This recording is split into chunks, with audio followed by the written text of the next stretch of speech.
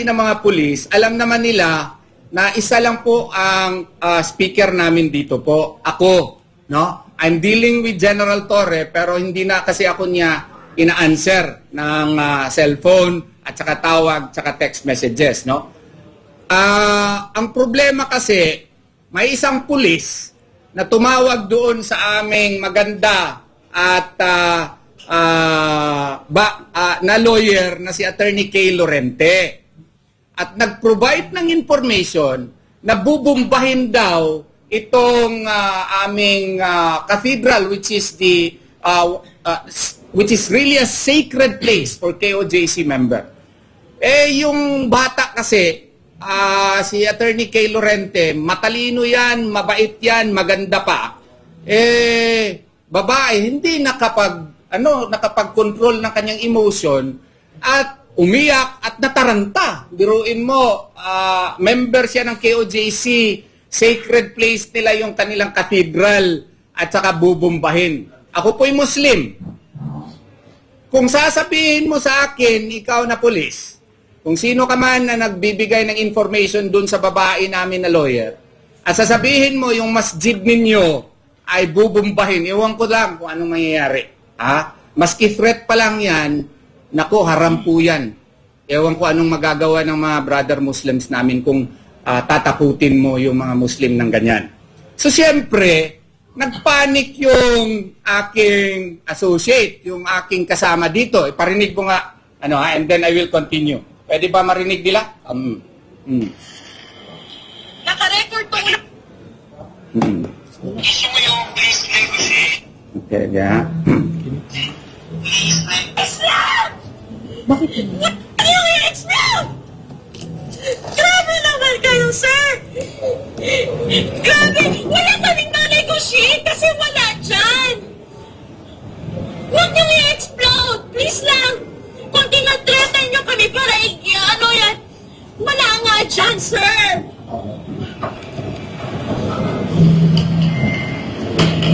Huwag kayong mag-explode dyan! May mga tao dyan! Pwede ba, sir? Bahala! Simbahan yan, sir! Simbahan yan! Pakisabihan nyo yung commander nyo, lahat yung dyan, yung mga tao nyo, may mga puso kayo, may mga pamilya kayo! Mga tao yan dyan! Grabe naman kayo! Gawin nyo ang tama, sir! Gawin nyo ang tama! You are just there to implement warrant of arrest! You are just there to implement warrant of arrest! Hindi search warrant, pero inalaw kayo. Sobrang, even...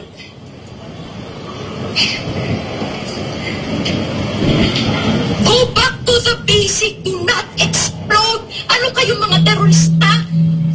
Pwede ba?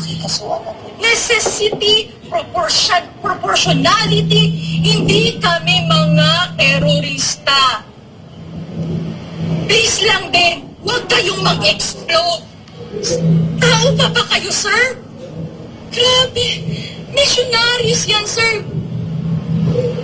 Please. Please. Grabe naman kayo, sir.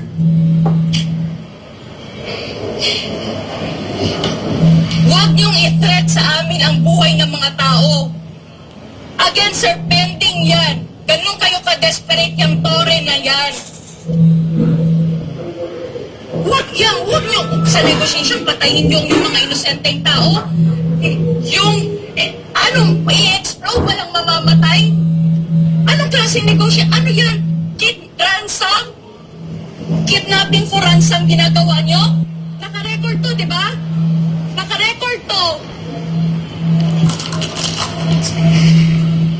Naka-record to lahat, di ba? Gusto mo yung please negotiate. Yun lang, please negotiate. Please negotiate. Kung sino ang makakausap mo sa taas mo, please negotiate. Yun lang. Please lang. Paniwala ka sa akin. Gusto mo ng information, di ba? Binigay ko. They will use explosives kung hindi kayo mag-negotiate. Kaya sabi sa'yo, klaro-klaro. Kaya nga, sir, Please negotiate. alam nyo how to implement warrant of arrest. May mga pending na motion, motion to quash information and motion to quash warrant of arrest. Kaya ako ang nandito kasi naghihintay ako sa resolution ng Pasig City Judge. Yun nga, bakit yung minamadali? May mga pending resolution. May court order na temporary protection order. Sir, tao kayo! Gamitin nyo! Gamitin! Huwag lang kayo basta mag-ano lang sa mga utos ng mga leaders ninyo. Gamitin yung utak nyo. Hindi nga ako naniniwala sa leaders ko. Sinasabi ko lang sa'yo kung ano yung information. Kasi gusto ko ng information, di ba? Yung sinasabi ko sa'yo, negotiate. Kung ako pa sa inyo, sir, umalis na kayo dyan. Kung plano nyo pa mag-explode against simbahan yan, kung hindi pa kayo malagot dito sa batas ng lupa, mananagot kayo sa batas ng Diyos. Tao yan, mga misyonary yan. Again, may mga pending motion. Information, sinasabi ko sa'yo. Pero anong sinabi mo kanina, sir? Ipa-explode nyo? At risk pa yung mga buhay dyan? Huwag nyo kaming i-threat sa mga buhay. Like sinabi namin, nakahanad ang mga kinabuhi. Huwag nyo kaming i-threaten. We will never bow down sa injustices. Ayusin nyo kami. Again, may mga pending na mga court na mga... Kaya legal ang ginagawa namin. May mga petition kami. Negotiate. May mga motion for reconsideration kami. Hindi kami makipag-negotiate sa inyo. Kaya kami sa korte, kami nagtahingi ng tulong. Okay. Diba? As you can see, no, this police officer who called Attorney Kay Lorente informed her, practically was trying to convince her to negotiate. No? This is, to my mind, I may be wrong, this is a desperate attempt on the part of whoever requested or commanded him to call Attorney Kay Lorente. No? That is why when I learned about this, I immediately texted and called General Torre for confirmation. I texted him and waited for a reply. Since there was no reply, kasi kailangan natin ng confirmation. Walang reply, pinost ko po sa Facebook. Pag-post ko ng Facebook, wala pang 5 or 10 minutes, nagpalabas sila ng, what you call this, ng state, na press con, na may babae po na police officer nagsabi na huwag kayong maniwala sa lies daw, false news na binibigay po ng KOJC. I hope you understand that the triggering factor why Attorney Kay Lorente reported it to me was because of this request for negotiation with a threat that the KOJC Cathedral will be bombed. And on my part, I did my part. I requested for confirmation. As any sane lawyer would do, I requested for confirmation from the police, but there was none, and I even posted it on Facebook. So, therefore, there was reasonable ground to believe that this may be true, and that is why SMNI reported the matter.